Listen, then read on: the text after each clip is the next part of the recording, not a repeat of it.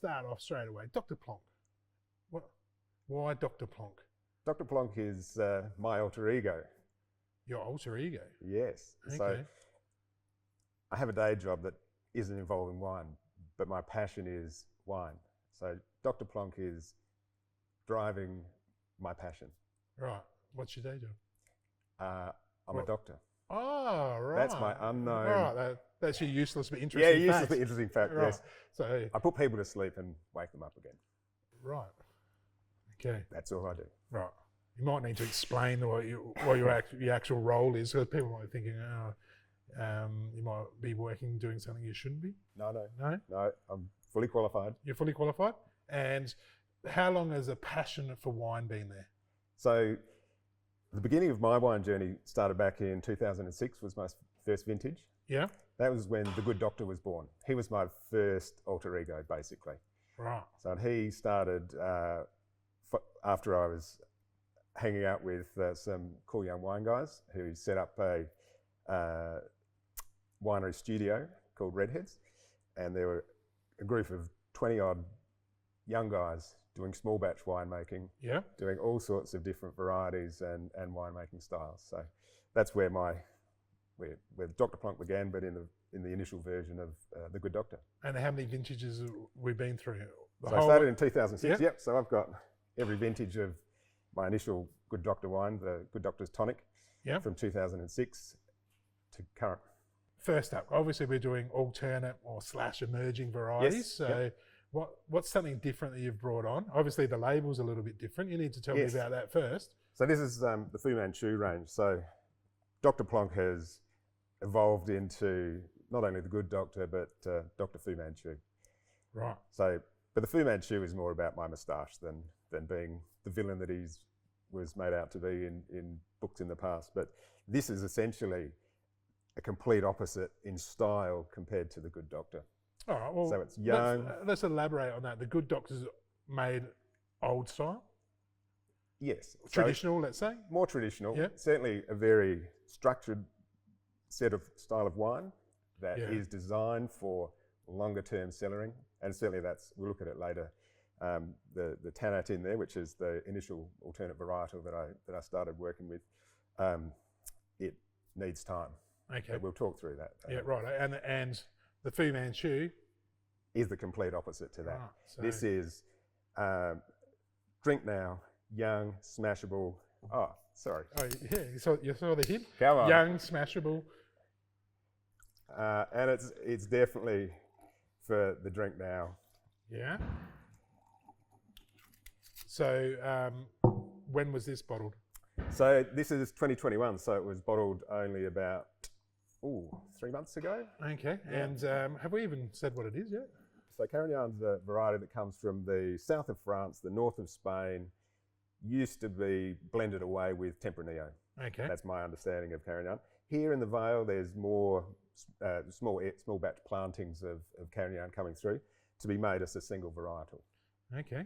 And fits the climate very well? Beautifully. Yeah. Yep. So Mediterranean varieties work beautifully here. So we're a little bit elevated, but got views down to the coast. So we get maritime breezes at night time. I was going to use that, the maritime influence. That's about the only thing I know. Stole it off me. So we're nestled in, I guess, the Wollonga foothills. Yes. But we're still McLaren Vale. Correct. And okay, so it grows really well here. It does. Yep. So with that cooler ripening, you get slower ripening of the variety that has retained acid, and it makes it young and crunchy and pretty. What vibrant. am I looking for on the nose? So aromatically, it's got real peppery spice. Yeah, I can't usually smell spice. When the winemaker says to me, can you smell the spice? But I actually can. Yeah. Maybe I'm getting better, but I can actually smell it, the spice in it. Yeah, almost like green peppercorns. Green pepper, that is a very good description of it. And on the eye, it's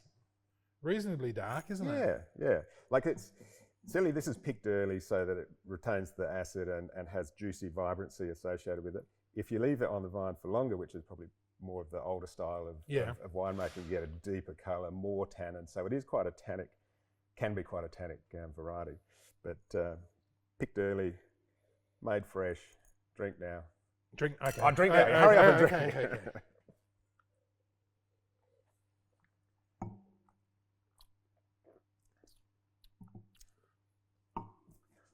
It is quite tannic, isn't it? It's got beautiful acid that just keeps it very focused as well. Yeah, it lingers for a while, and it's got the right amount of tannin because I want another bit. So Yeah. I'm not quite sure what it tastes like, so I might have to another try go. again, yeah. It is quite tannic, but it's also light, crisp, easy to drink, isn't it? On a warm day, about that. On a warm day like today, chilling it down just settles that the tannin side of So things we're not down a bit. putting it in the freezer, are we? We're just put it in the fridge for a little while, chill it down a bit, and then pull it out, let it sit for a little bit. Correct. Yep. Yeah. And then, because obviously our room temperature is a fair bit different. What's it, 35 or something today out here, or It's 100 in other people's Fahrenheit. Would it be about 100, I reckon, today? Yep. The rest of the world's having a snowstorm, but here we are. Here we are, drinking beautiful wine in the sun. So, food-wise, what would we pair with it? And we're not talking about tasting notes that someone's written or anything like that. Yeah. What would you eat with it? Yeah, like I'd eat something that is young, smashable, approachable, has good acid and a good mouthfeel that will work well with that acid and tannin. Now I'm all excited. What are we going to be eating with it? We're going to have some steak tartare. Ooh. Matching with our 21 Carignan. Right, are you going to do the honours? Or? I will. Yeah. So tell me, whilst you're preparing this beautifully for me, a little bit about the skill of the winemaking that goes into this. Is that capers? Capers, yep. Thank you. Excuse my fingers. No, you're right. I'll have some later. So the... So I'll get you to talk for a while so I can enjoy eating while you talk, all right? Yeah, good. Chew your ear off. Here we go. So these are new plantings. Everything that we make is, the grapes are grown within 400 metres of the winery here. So new plantings, hand-picked by my children, so some child labour was enforced, and then the whole bunches were foot-stomped by my children again, and it was fermented with wild ferment, so no yeast added, so just fermented away, pressed and put into a barrel that size there. So it's a barrique. There's only a tiny amount, so there's only sort of 30 dozen of this made this year. So this is the first time that we've actually picked it. Okay. But so hopefully it works. How's it go with the steak tartare? You know what it did do? It made it a lot less tannic. Yeah. A lot less. It actually tastes like a totally different wine. It was a great steak tartare, by the way, as well. Yeah. But yeah, the saltiness and just took it away straight away. It was not that I didn't like it before, but it's definitely a food wine, isn't it? Absolutely. Yeah. Everything we do here is going to be, even our young, approachable, it's going to be ideally a food wine, so that you're going to get that balance between what the food brings and what your wine brings, and there's a marriage that works there. Oh, what else would it pair with? Look, I can still smash this quite easily just with a cheese board and charcuterie. Yeah. Yep, that's going to be pretty easy. Look, I can sit down with pizza and pasta with this as well. Okay. Yep. And anything that's got a bit of fat, oily, to be able to work with that tannin is what I would generally go for. And so it's in very short supply. Yeah. Yeah. So, and the first time you've ever produced it. Yes. Yeah. Yep. Well, I reckon you've done exceptionally well. Cheers.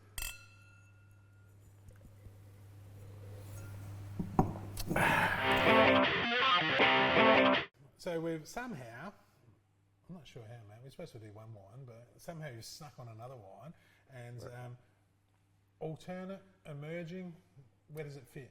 Yeah, so it's certainly an alternate variety, but one that's working well in McLaren Vale. Yes, and what is it? What have we got? We've got Montepulciano. Yeah, and it's not obviously under the different label? Yes, so this is under the Good Doctor label. Under the Good Doctor, but it's got devil. He is. It's got devil horns. Yes. So can be a bit of a devil. It can be a bit of a devil? Yes, yeah. Yeah. This is, so Monty here is works beautifully. Like it's a beautiful food one. Shouldn't have said that. That's coming later. Oh, you just give it away. Already. But why is it so well suited to McLaren Vale? Look, it's certainly anything that's Mediterranean varieties just work beautifully here. So that's part of it with the maritime that we've already talked about.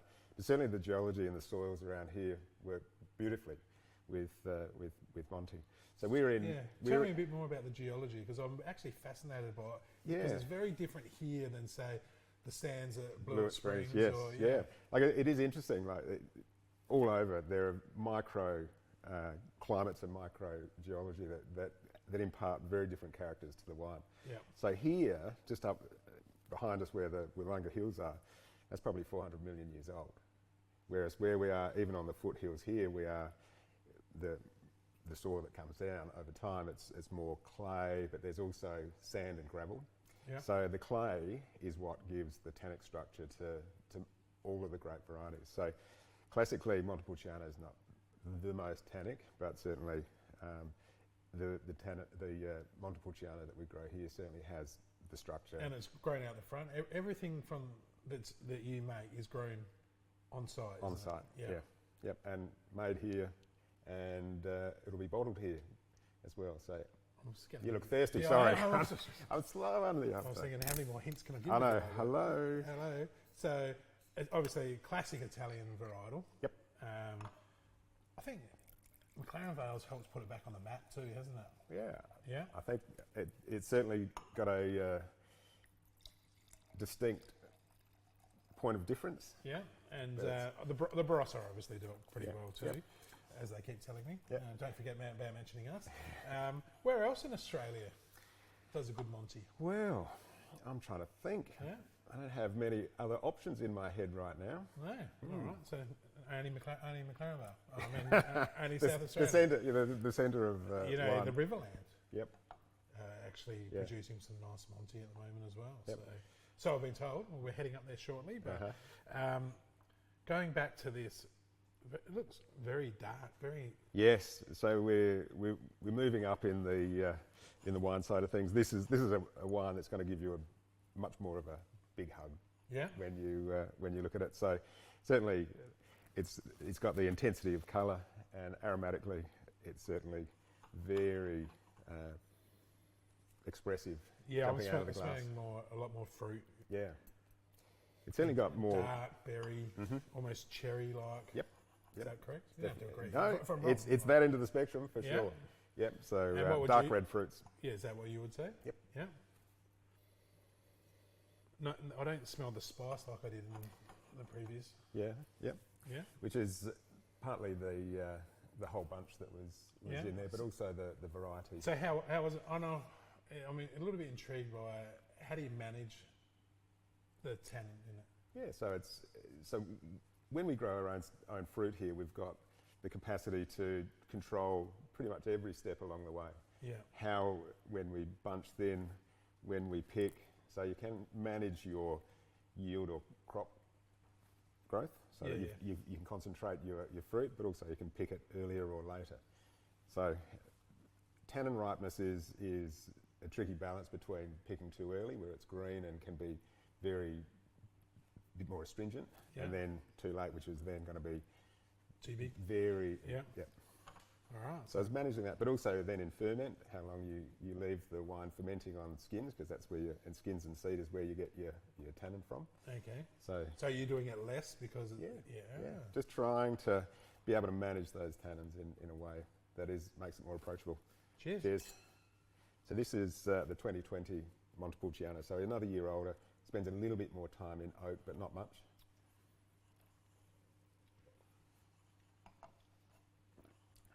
I've had a few Monties before, and this is quite tannic as far as a Monty goes. Even though you've balanced it beautifully, I think you've got this little trick, haven't you, of managing it perfectly, so it's just enough to go. I need another little sip. Absolutely, and I need some food with it at some stage too. Yeah. What alcohol percentage is it? So this is 14%. Okay. Yeah. So it's up there. So food-wise. Yeah, so again, I think you can see that the wine has stepped up in the intensity and mouthfeel. So for me, this is going towards a main course dish, something that's a bit warmer and will hug you back as well. So we're going to have a duck and celeriac pie. Duck and celeriac pie. Where from? It is from don't forget the shameless plug.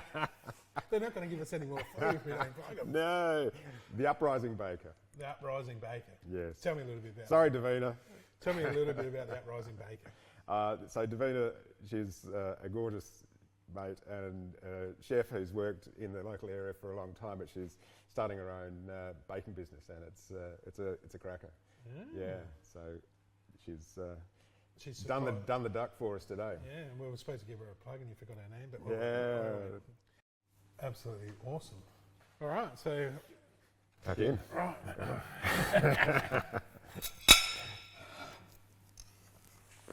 Almost looks too good to eat. I know. Thank you, Davina.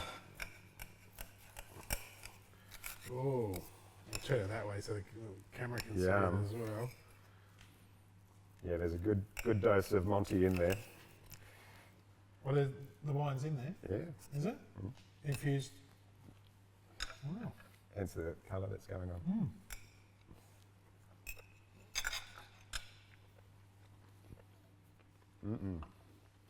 Give her one more quick plug. Thank you, Davina. Yeah, because I think if The Uprising Baker. if we give her enough plugs, I might actually get a free one myself. Yes. Yeah. What a great pairing as well. I'm trying to get through it because I want to eat the pie. Yeah. Come on, let's go. Yeah, it's so good. So the Monty, we've talked an emerging variety, an alternate variety in the area, and I think that, and the Italians probably disagree, but I've had some really nice Italian Monties. Ours are very different, and I actually think, maybe a little bit biased, but I think ours are catching up pretty quickly, and if I don't say so, almost overtaking. But I've said that, and then Jill Gordon-Smith, the Italian, and she said, hang on a minute. Yeah, no. You haven't tasted the ones that Mum and Dad have been making for 20 years in Italy. They don't even have a label, that are absolutely spectacular. So we might... We're new world. We're so young. We're new world. We are so young in the history of winemaking, but I think this is definitely a varietal. One to watch. Keep an eye out on. Awesome. Cheers. Hurry up because I want some more pie. So it's time to taste your firstborn, time to taste your baby. Yeah. So tell me a little bit about it. So Tannat is my firstborn wine. So we started working together back in 2006, and the idea was to make a robust wine that was going to cellar beautifully. So we used the classic, Aussie blend of Cabernet and Shiraz, but then ramped it up with putting Tannat in there. Okay. So the Aussie claret. The Aussie claret. Yeah, with the Tannat. So the Tannat just adds layers of structure to something that's already very structured. So you're actually smiling talking about it, which is surprising me. So obviously it's close to your heart. Tell me a little bit about what happens in the vineyard with this. Well, actually, with all of your wines on here. Yeah. So all of the grapes in this were grown on the vineyard. We are an organically produced vineyard. We're affiliated with Sustainable Wine Australia, which is really focusing on managing water use, heading towards minimising inputs of fossil fuels, and managing and minimising any pesticides. So we don't use any herbicide, any synthetic pesticide, everything's organic. We run sheep in winter, so we don't need to mow. We use under-vine weeding, so they're all really passive ways of being able to minimise the impact that we're having on the land, so that we can then maximise the output of the vines that are producing this fruit. And what year have you pulled out of the... So this is my current release of 2012. So a current release of 2012. Correct. Once we talk more about Tannat, you'll understand why. Okay, so it needs to lay down for... Yeah. So Tannat is in barrel for at least 2.5 years before we blend it with the Cabernet and Shiraz. Tannat is the predominant part of the blend. So what is the mix of the blend? So Tannat's 55%, Cabernet and Shiraz are smaller percentages behind that, so about 35 and 15. So yeah, okay. 20. Yeah. And how long did we decant it for? So I opened this morning, Okay. but it'll drink better probably tomorrow, Really? which reflects the life that it has left in it still. Okay. So. Yeah, talking again. I'll try one more here. Yeah. Wow. Yeah, so I decant these because they are structural wines. They have been in the bottle for the last 8 years, and waking them up with some oxygen, but gently over time we'll let more of the fruit characters come through. Well, Steve told me for these bigger wines, especially around here, to get your steak out before you go to work, put it in the fridge, open your wine, put it in a nice cool place, at least 8 hours. Perfect. Yeah. Perfect. Minimum. Now you're talking. Yeah. I'm with you. So the look of it, extremely dark. Yep. I'm thinking this is a middle of winter, by the fire. Yeah. Yeah. Hence what's behind us. Yes. Maybe cigar. I mean, you'd have to be outside. Yeah. With a cigar, but Yeah. it's Certainly some robust flavours around, certainly in the winter setting, that's for sure. all right. Yeah. So on the nose. Yeah, so you're starting to get some of the age characters, but they're small. You're still getting primary fruit that's coming through. So even 10 years after it's been picked, you're still getting primary fruit that's coming through. Yeah, I was actually surprised with how much fruit there was on them. Yeah, so you're still getting violets and some rosemary flower. Rosemary. That's a winemaker's term. Ah, sorry. Rosemary flower.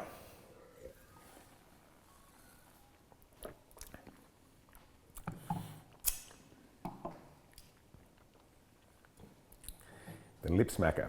Oh, isn't it? I'm bad for that, out of the best of times. Yeah. You know what I noticed with it? The fruit's there and then the tannin comes through, but it comes through slowly and then there it is. Yeah, absolutely. It's So not ridiculously overpowering, but it's definitely there. And yeah. Like again, we've talked about the structure that I put into these wines so that when you match it with food, it's going to work synergistically. right. So you can drink this by yourself if you're an absolute tannin junkie, Yeah. but pairing it with the big reds, red meat is going to be ideal, Yeah. or something completely different. So sometimes I say to people, pair with what you like to have with it, or something different, rather than okay, we could have done the tomahawk from Ellis's and put it in the oven for 12 hours, like others have done. But what have you prepared to go with it?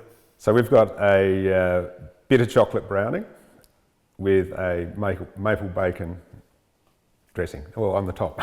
Right. Yes. So it's that sweet, salty, savoury, which will work beautifully with this. It'll give that fat that'll work beautifully with the tannin structure. All right, so I would have never have guessed in 100 years that we were going to mix bacon and brownies, let alone with tannin, but I'm going to have to go first, aren't I? Go on. It looks a little bit difficult. I reckon you're going to have to tell me, describe the wine a little bit more to the punters while I get into this. Okay, you do all the work while I... Yeah, okay, you do. So Tannat is a beautiful variety because it's shows itself to have a prettiness and a finesse that is beguiling and draws you in.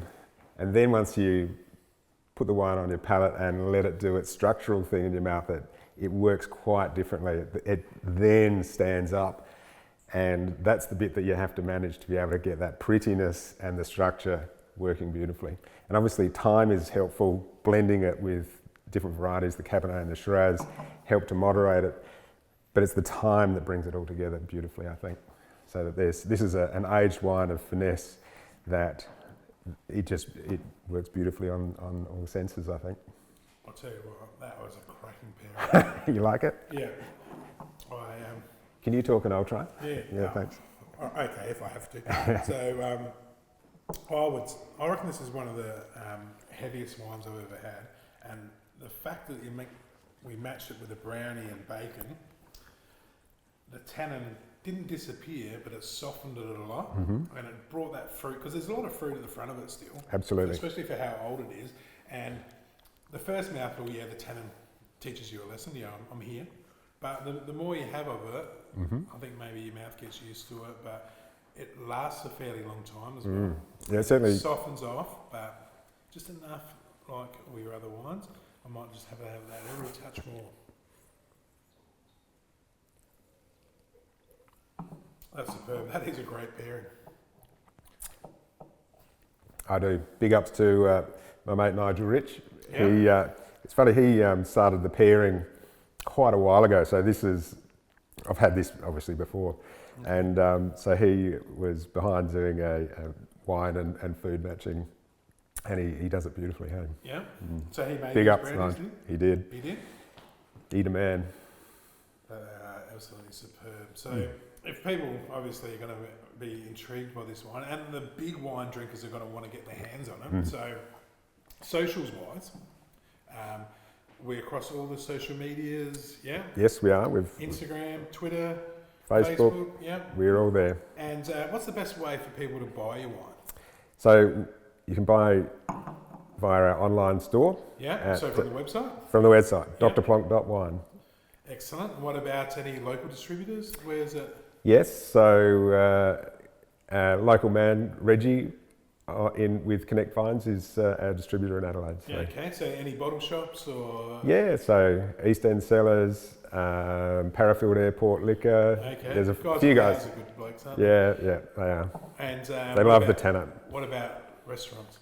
Yeah, so there's plenty of good restaurants. So the new food range has been taken up in some really cool restaurants in the city that I'm proud to be a part of. So Shabosho and Africola, they're dear to my heart, and it's great to be working with those guys. And we've had long-term relationships with other restaurants like Anchovy Bandit and Salopian and Little Rickshaw here in local Aldenga as well. Okay. God love those guys. Oh, you have to, don't you? Yeah. We are so blessed with the amazing wines that we have around it. And I've thoroughly enjoyed learning the history and the stories behind it. And obviously, I had a preconceived idea that I was going to come here and you were a doctor who didn't know anything about wine. But I have to say that ain't the case. And I've thoroughly enjoyed myself. And thanks for coming on. Cheers. My pleasure.